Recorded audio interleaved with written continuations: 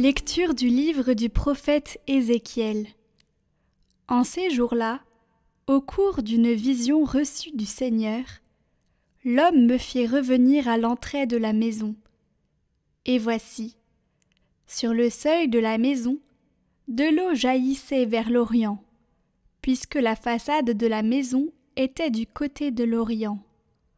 L'eau descendait de dessous le côté droit de la maison, au sud de l'autel. L'homme me fit sortir par la porte du nord, et me fit faire le tour par l'extérieur, jusqu'à la porte qui fait face à l'Orient. Et là encore, l'eau coulait du côté droit. Il me dit : cette eau coule vers la région de l'Orient. Elle descend dans la vallée du Jourdain et se déverse dans la mer Morte, dont elle assainit les eaux. En tout lieu où parviendra le torrent, tous les animaux pourront vivre et foisonner. Le poisson sera très abondant, car cette eau assainit tout ce qu'elle pénètre, et la vie apparaît en tout lieu où arrive le torrent. Au bord du torrent, sur les deux rives, toutes sortes d'arbres fruitiers pousseront. Leur feuillage ne se flétrira pas, et leurs fruits ne manqueront pas.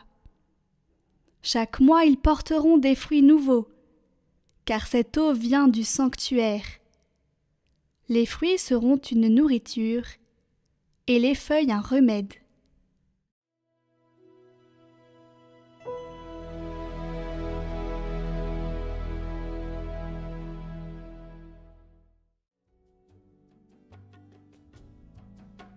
Le fleuve, ses bras réjouissent la ville de Dieu, la plus sainte des demeures du Très-Haut.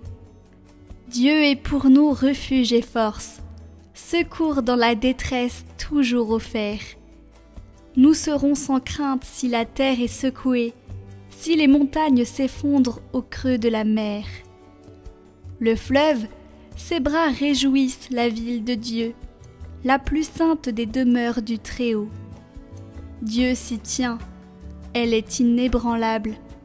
Quand renaît le matin, Dieu la secourt. Il est avec nous, le Seigneur de l'univers, citadelle pour nous, le Dieu de Jacob. Venez et voyez les actes du Seigneur. Il détruit la guerre jusqu'au bout du monde.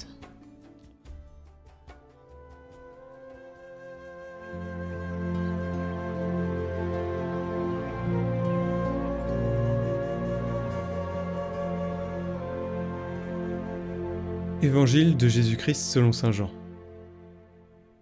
Comme la Pâque juive était proche, Jésus monta à Jérusalem. Dans le temple, il trouva installés les marchands de bœufs, de brebis et de colombes, et les changeurs. Il fit un fouet avec des cordes, et les chassa tous du temple, ainsi que les brebis et les bœufs. Il jeta par terre la monnaie des changeurs, renversa leur comptoir, et dit aux marchands de colombes : enlevez cela d'ici. Cessez de faire de la maison de mon Père une maison de commerce. Ses disciples se rappelèrent qu'il est écrit : l'amour de ta maison fera mon tourment. Des Juifs l'interpellèrent : quel signe peux-tu nous donner pour agir ainsi ? Jésus leur répondit : détruisez ce sanctuaire, et en 3 jours je le relèverai.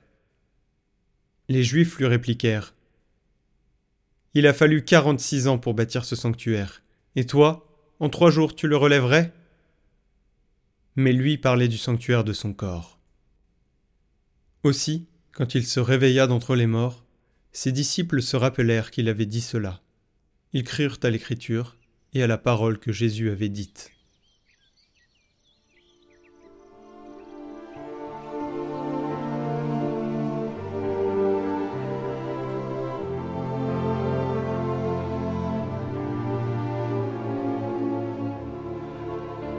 Commentaire de saint Aérède de Rivol. On a souvent entendu dire que Moïse, après avoir fait sortir Israël d'Égypte, a construit dans le désert un tabernacle, une tente de sanctuaire, grâce au don des fils de Jacob. Il faut bien voir, comme le dit l'apôtre Paul, que tout cela était un symbole. C'est vous, mes frères, qui êtes maintenant le tabernacle de Dieu, le temple de Dieu, comme l'explique l'apôtre. Le temple de Dieu est saint, et ce temple, c'est vous. Temple où Dieu régnera éternellement. Vous êtes sa tente parce qu'il est avec vous sur la route. Il a soif en vous, il a faim en vous. Cette tente est encore portée dans le désert de cette vie, jusqu'à ce que nous parvenions à la terre de la promesse. Alors la tente deviendra temple, et le véritable Salomon en fera la dédicace durant 7 jours, et encore 7 jours, c'est-à-dire le double repos, de l'immortalité pour le corps et la béatitude pour l'âme. Mais pour le moment, si nous sommes de vrais fils spirituels d'Israël, si nous sommes spirituellement sortis d'Égypte, faisons tous des offrandes pour la construction du tabernacle, car chacun reçoit de Dieu son don particulier. L'un celui-ci, l'autre celui-là. Que tout soit donc commun à tous. Que personne ne considère le charisme qu'il a reçu de Dieu comme son bien propre. Que personne ne soit jaloux d'un charisme que son frère aurait reçu. Mais que chacun regarde ce qui est à lui comme étant à tous ses frères, et qu'il n'hésite pas à considérer comme sien ce qui est à son frère. Selon son dessein miséricordieux, Dieu agit envers nous de telle sorte que chacun ait besoin des autres. Ce que l'un n'a pas, il peut le trouver en son frère. À plusieurs, nous ne formons qu'un seul corps dans le Christ, et chacun pour sa part, nous sommes membres les uns des autres.